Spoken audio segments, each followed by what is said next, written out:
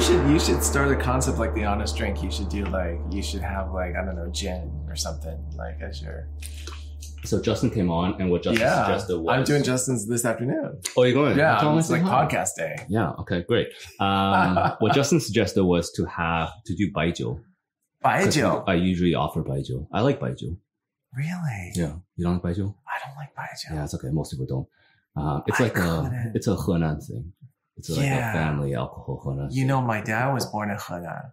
Oh, We're not Henan that. people, but my dad was born there. Okay. And he loves baijiu. Baijiu is very, I guess you would probably understand it's associated to a positive life. Positive long life, blessing, flourishing. Yeah. But also like personally, when we were young and abroad, every time we came back to China to visit family, there was a ton of baijiu. And those were some of the happiest memories I had as a child. So positive association. Yeah. So Justin and I talked about this a lot on that episode because I think in a lot of Asian cultures, alcohol has a positive association.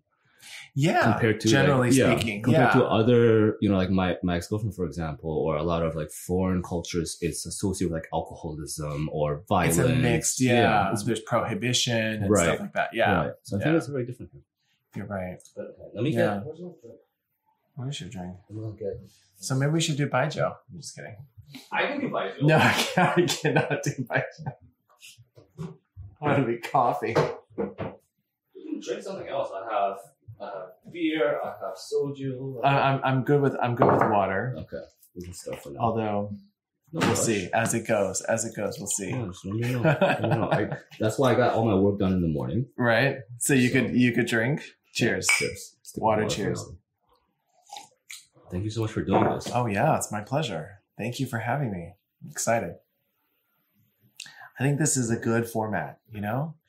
This is a good format. It's a good kind of platform for the modern lifestyle. I really enjoyed it so far. Yeah. So this is probably, I think, like 7. Yeah. And we have the audio fixed now. Yeah. And for me, a good sign of that we will continue doing this is the fact that I have actually enjoyed this. Feedback's also been very nice. We don't really care about the downloads at this point, right? Yeah. But, obviously we're learning as we go. Yeah.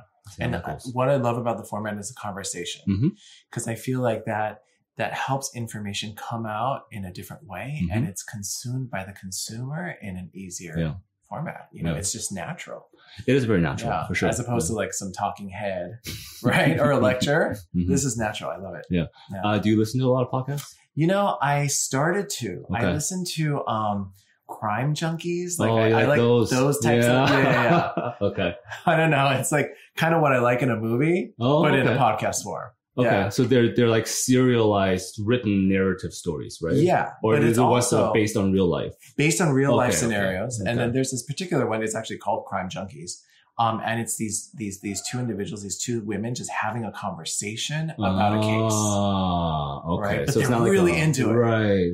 And they're talking about, and it's a real case, and they're just having a conversation about. But what about this? And what about that? And do you know this happened? Yeah. I love that format. Is it always violent? The case is not sometimes, not always. Okay. Yeah. Cool. But they're always, a lot of times they do like cold cases and stuff like that. So, yeah, it's also a way to bring things into the general awareness. Yeah.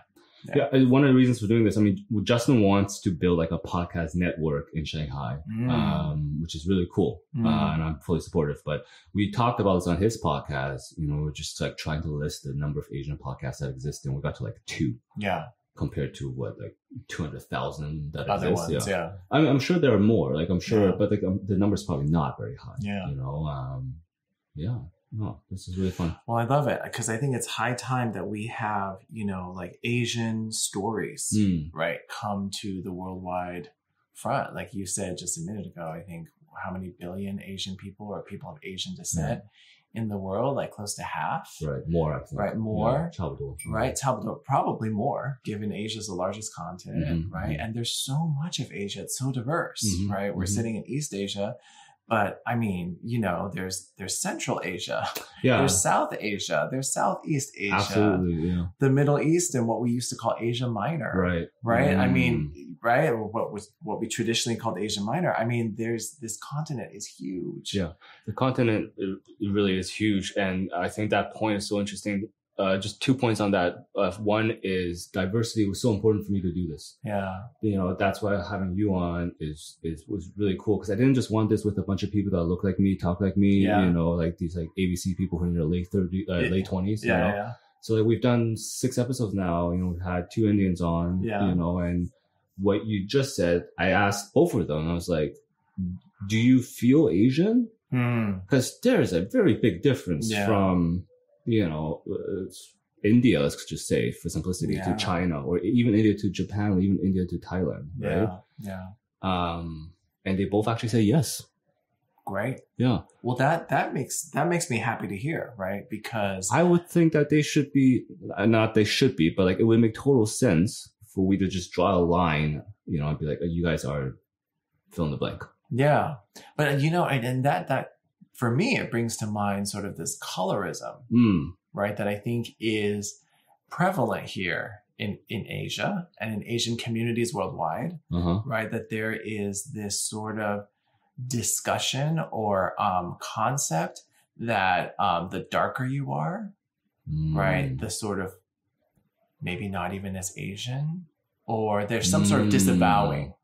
Right. And I wonder, and I want to do more research on this, but I suspect that much of this is sort of colonial influence. Oh, of course. Right? Like that it's colonial influence, that it's this idea that the darker you are, the more other, the less fill in the blank. Right. Whether that's less Asian or less human or 3/5 human or whatever, like, back in the States where we literally used to have that, right? That Black people were 3/5 human. And so, I think that pervades our culture here, right? You see that in skin lightening creams and like, all of this. Yeah. But in China, I actually think that's changing. Very slowly. Among, I would say, like the very fortunate, not like the elite in terms of money, but just like the tier 1 cities, a certain young population. Tanning booths are a triple digit growth every year, I come from California, so it's all over, right? So I do think it's changing slowly. Fuck, I completely forgot what I was going to say. I was going to add to something you said. That's okay. Let's move on. Yeah. Thanks for having me on. Cheers. We can pop open the baijiu anytime, by the way. It's before noon for all of you listening. It is not even noon yet. But Steven's talking about, it is a holiday. You're right, to be fair. Oh, actually, I have scotch. Before noon? Okay. I'm not opposed to it, but we'll see. We'll see how it goes. Tell me a bit more, just, kind of lay the land. Yeah. You are a American-born Chinese. I am. And you work as a clinical psychologist in Shanghai. I am. Yeah, I do. Yeah. So I'm an ABC. I'm not 20 something. I'm not either. No longer anymore. You were up until a month ago. 2 months ago. I am not 20 something. I'm in my 40s. I was born and raised in California. Just so thank clear you. On that. Yeah. Thank you. I think I look older. Thank you. I try to work on health and mental health. Yeah. But so I was born and raised in the States in California to immigrant parents. My parents are from China, from mainland China. They were born here but did not grow up here. They grew up in Taiwan. Complicated history. But basically, I was born in California, raised there. I did not step foot in mainland China until 1998. Okay. Yeah, till after I graduated from college. So I was not connected to my culture here in that direct way.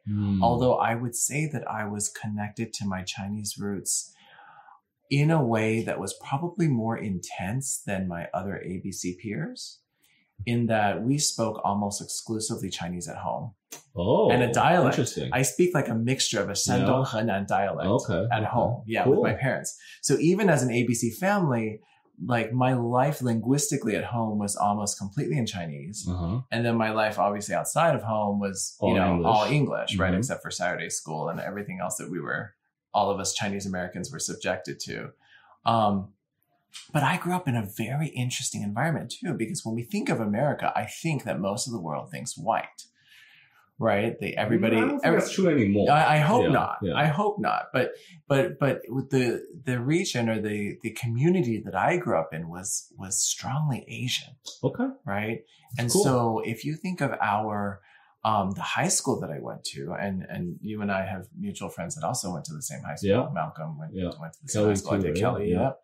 And, you know, that high school was majority Asian. Right. Yeah. And strongly East Asian.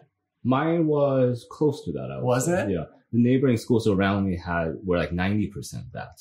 But mine was because I went to French immersion school. Ah. You know, and okay. there weren't that many Asian people in the not French immersion Asian. program.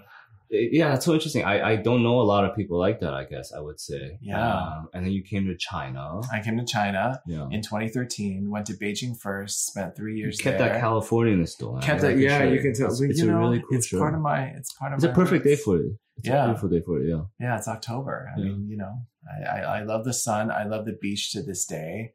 You know, I like the water. I like, you know, swimming. I know that you came to China in 2013, right? Because because of how we met, you know, so just quickly. Yeah. Because, you know, I knew your CV. That's right. I really wanted to have you, you know, talk to you because we haven't really had talk like this for a long time. But one of the things that attracted me the most to you when we first met is I used to work as a headhunter. I worked just for a year and we recruited foreign doctors to international hospitals in China. Ah, that's right. And one of the roles we were trying to fill was, you know, clinical psychologist. Yeah. And I have a relatively minor background in psychology compared to yours, right? Like my major was psychology. That's I did a double. That's right. But it's more on the social side. But it's like Psych 101 shit. Like we don't go past social psych's my passion. Okay. I love social psych. So I remember, like for me, I don't know that many Asian psychologists growing up. And then when we had to start headhunting some, it turned out that there are actually quite a few. Yeah. You know, across ranges of psychology. Yeah. And then actually meeting you and talking to you. I just remember the first time we had dinner and drinks, and like I was like, wow, this was almost therapeutic. You know, I was like, this is probably cheaper than me going in for an actual session. Maybe, probably. Yeah. But it's really cool that you're doing this. Yeah. Well, you know, it's interesting. You say you don't know a lot of Asian psychologists growing up. I mean, I think for us growing up in Asian communities and from Asian families, you know, there's such a stigma, right? Yeah. So even if there were Asian psychologists, I don't think any of us would ever know them, right? Because I don't know that our parents, you know, you can tell me what you think, but my parents would have never willingly sent me to see a psychologist. Oh, no I don't way. think, no way, right? No way. Yeah, no way. Yeah, so but even that's also were, changing, I think. I think that is. I hope that is. Yeah. You know, it's my mission to help it change. Yeah, there's no way. Yeah, but there's no way when we were growing up that would have happened. No. And you would have gotten beaten if you asked. Yeah. And then B, also, I think, you know, and I still remember when I told my parents I was thinking about going into psychology, you know, the reaction, and they're great people. Yes. Right? Yeah. I love them. Okay. They're amazing people in many ways. But they're ways. Asian. But yeah, and in many ways it was a fear. Right? What are you going to do with that?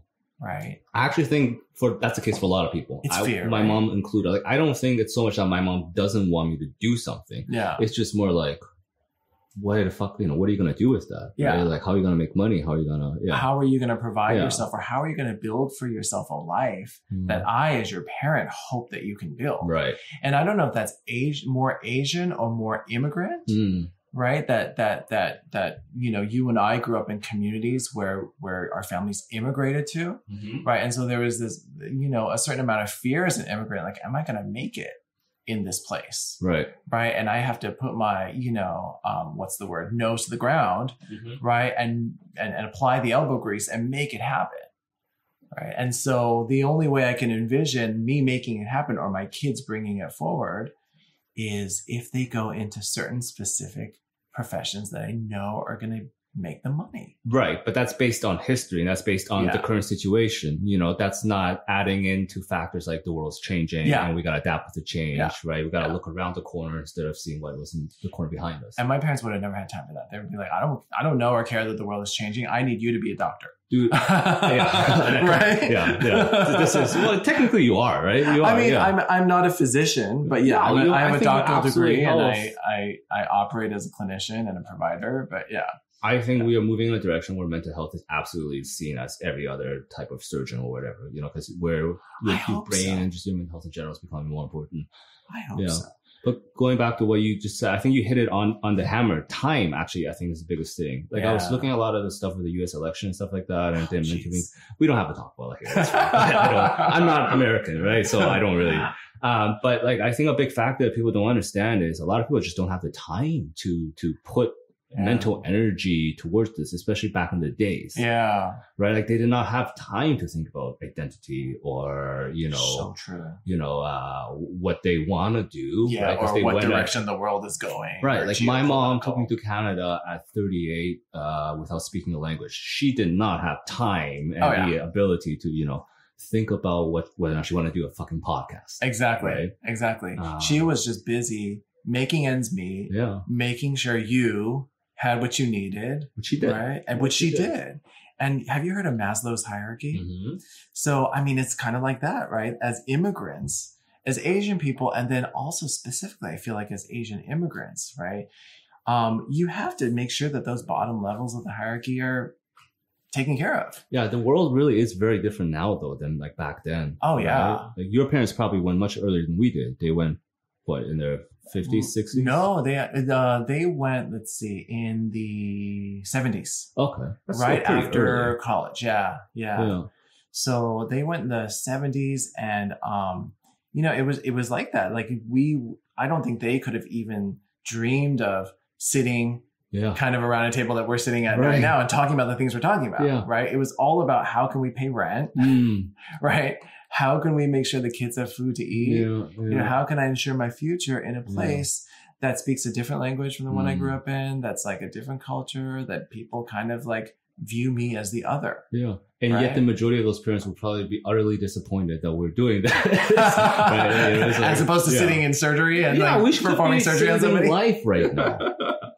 Well, I don't know. I think you this need is a break from that. You do it every day. And this is what they worked for. Yes. Right? Like they just didn't know it. They just didn't know it. Yeah. They just didn't know it. Yeah. But I think they envisioned a life for us in which we didn't have to necessarily, go through the same things they did. Right. Right. And that's what I hope. No, absolutely. Cheers. Yeah. Cheers. But in true Asian form, so much is unsaid. Yeah. Right. Like so much is like, in terms of how they feel about where we're now. Right? Are they proud of us? No. Are they, I can tell you that. No. Yeah. At least on my end. Yeah. Really? Yeah. Why? It's a hard no. I don't know. I honestly, I have a great mom. Like she is so incredibly tolerant of everything I do.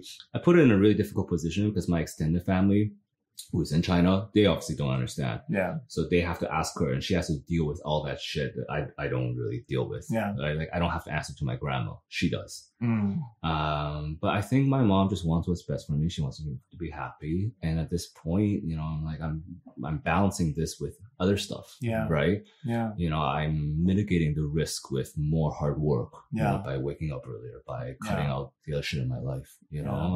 So I feel like on one end, I am justifying what she's asking of me. I'm just spending extra time that she wished. Like my mom tells me all the time that I need to eat more, sleep more, and rest more. I'm just like, none of those things are going to help me accomplish what I want. At least for me. That's how I do it. Wow. It's probably not the most healthiest thing to say to you. No, it's actually, I was going to say, if you were my mom's son, she'd be super proud of you. No. I'm serious. She'd be like, don't sleep that much, get working.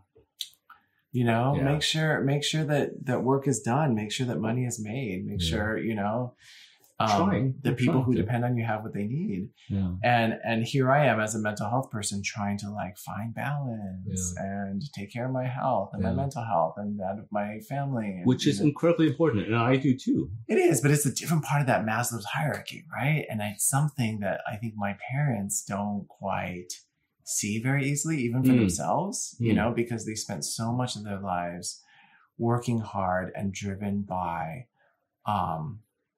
essentially fear. Yeah. Right? Absolutely. Essentially fear. And so it's hard to kind of break out of that, even though the world's a different place, their lives are in a different place. They need not fear, right? They've put enough money, more than enough money for their own retirement. Like they don't have to fear it, but still they're driven. Yeah.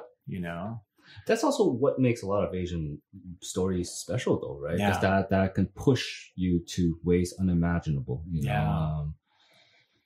Yeah. And there's this connectedness, I think, in like Asian cultures that I really have come to cherish a lot as I grow older. Mm-hmm. And then after I moved here, I think I've come a lot, come to treasure and value more the sense of community and connectedness that starts in families and nuclear families, but even just runs throughout sort of Asian communities and societies in general. Yeah. And it's hard to describe, right? I think many researchers and many people talk about it as, a communal mindset.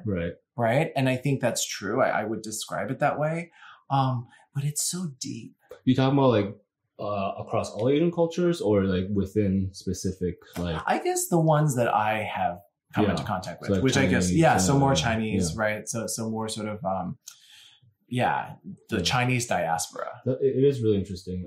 And I think about that and how that relates to, say, Latino cultures, which I've become much more interested in, because that's also something very foreign to me. Yeah. Right? Like we see a lot of, like, I guess, Western, whether that's like Western Europe or America, that type of stuff, I'm sure we understand very well. But like Latino family culture dynamics are also very interesting and also very different, but also the same as Asian ones. Yeah. Man, I really miss traveling. This COVID thing sucks. I know. Well, it's interesting you bring up COVID because I've been thinking about this a lot post-COVID, right? And sort of what drives the drastically different responses, between my home country, right, which is the U.S., and the country that you and I live in, right? And we have this complicated relationship with this duality, I think, And so even on the topic of just like masks, right? What drives, especially in your profession, what drives the vastly different attitude towards masks, right? And freedom. Mask wearing, freedom, okay. Well, I think it's a value issue, right? What is paramount, right? What is paramount to, I think, a lot of folks coming from the U.S. is this sense of personal happiness, right? Life, liberty, the pursuit of happiness is written into our DNA, right? From Jefferson, right? Sure. And so the Declaration of Independence, it was written in there. And so it permeates everything, right? And nothing should touch that. Life, liberty, and the pursuit of happiness. So here comes a pandemic, right? And there's a virus, and there's a certain thing, a mask that we should wear to protect not only ourselves, but actually more to protect other people, right? But it's something that works. It is something that works only if most people or all people do it, right? Because it's mostly about protecting other people, although it does protect you a little bit. Yes. So like, unless we all do it, we're all going to be in danger. Right. Is it just like because you guys are assholes and selfish? Could it be that simple? I think that's one side. That's definitely one perspective on it. The other is that the value is that it's my liberty. And there should be, thou shalt not have anything that interferes with my liberty. Right. Or my pursuit of happiness. Right. And if you think about over here in February, right? In February, people, I remember I was getting interviewed on the BBC and other places about, wow, how did you guys in China like convert so quickly to online schooling and working from home and stuff like that? And I was like, well, because you came to work one day and there's a padlock on the door. Like you just have to suck it up and make it work out. Yeah, you don't have choice. You take your laptop, you work, there's no choice. Pros and cons. Yeah. I think before I quickly comment on it, it was so beautiful to kind of just watch you be so patriotic. Because I think it's really cool. I think it says a lot about America. I think what you just did, or like how you just look, or the feeling you gave me was like, this is modern America, despite how you look like, how the country may or may not have treated you and not being there anymore. There's a part of you, which is very, and that was pretty cool. The mask thing, I don't understand. Like in February, to be 100% honest with you, I was anti-mask. Like when it was just us, because my life, I was here during the initial outbreak and my life didn't change much because I had dogs. I was working from home anyways. And my gym stayed open actually. And YMI was available. I went to a very private, small gym. Nice. And my life didn't change much and I hated masks. But having seen all the things changed, whether that's research results, other countries, I just went home to see my grandma, and I offered to put on the mask all the time or even stay in a hotel. Not because of me, right? And I'm just like, how hard is it? Yeah. You know, can you change the tone? Like, you've had 8 months to decide. Fine, maybe in the beginning, they suck. They do suck. That's, you know, but at this point, when I go on the subway, just put on a mask. It's not that big of a deal. It's not that big of a deal. You know? And you think about it, it's really not that big of a deal. It's not. And it's actually not even, is it not a big of a deal? It's really the common, I feel like the decent human thing to do. Yes. To protect other people, but also you. Yeah, I still think they suck. Don't get me wrong. Oh, for sure. Yeah. They suck. I mean, you feel like, you know, it's this thing on your face and we don't like it. So definitely in a perfect world, we wouldn't have to do it. But there's something about a lot of Americans that they just won't do it. Yeah, I've seen it on TV. Yeah, because I feel like it really, it either makes them feel like somebody else is impinging upon my right. Right. And I think there for a certain subsegment of Americans, they feel like it just makes them look weak. Yeah. And to be 100% frank with you, I would agree with them. Yeah. Sorry. I would disagree with them, but I respect their opinion. I just think that those people need to be put in one place and then, like, let's redraw the lines of boundaries. And I think put them in Arizona, you know, or Florida. Florida. Yeah. Both places I love. But I think also we have to redefine what looks weak. Yeah. Right. In America, there is a value. Right. The idea of wearing masks looks weak. Well, there's I think a cultural value on the desperado, the Lone Ranger. Yeah. I'm my own man and ain't nobody can touch me. Sure. And I'm just like this big bravado, like kind of guy that doesn't need anybody or anything. Yeah. And that too, in the American ethos, means strength. Right. And I think we have to redefine that. Right. Yeah. So meaning, like, if for a certain type of American, that if I don't wear a mask, if nothing can touch me, if nobody can tell me where to go or what to do, that means I'm strong.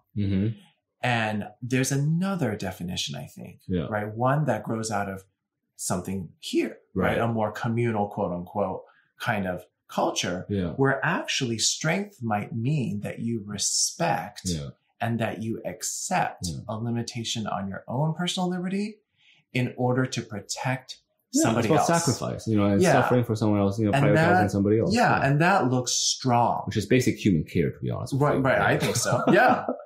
But that looks strong. Right. Whereas to a certain type of other person, that would look weak. Yeah. But that's not something we're going to change overnight. Like, that's not, you know, although I hope to change it. Although it's something I push and it's something I change because something that, or I want to change because I think that's behind so much of mental health problems. Yeah. Right. Do you do any research still? Like, man, do you mostly practicing now?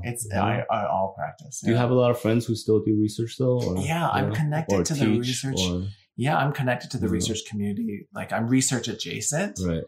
But I don't do direct research myself, which is probably something that I'd love to change. But you should. Can I ask you a question? Yeah. How does a pitch process work? Like, hypothetically, let's say the pitch process. Yeah, let's say I have a lot of money, right? And I go and I want to research something. I'll set the parameters, or we can co-do it together.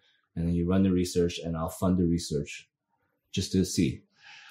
Well, you know, there's different levels of the pitch process, right? Because I think it's a little bit different from your typical entrepreneur where the pitch process is really just about money, right? You go in before a VC and you try to get the seed money, right? Or you find an angel investor, and it's really about convincing whoever holds the economic sort of purse strings. In academic research or in scientific research, it's similar, but there's also other considerations, right? One big one is the institution that's going to sponsor your research, right? Typically, it's tied to the money, right? But then you also have to pass an ethical board. Yes, of course. Right? And then where are you going to publish your research? Right? That's another process. On the internet.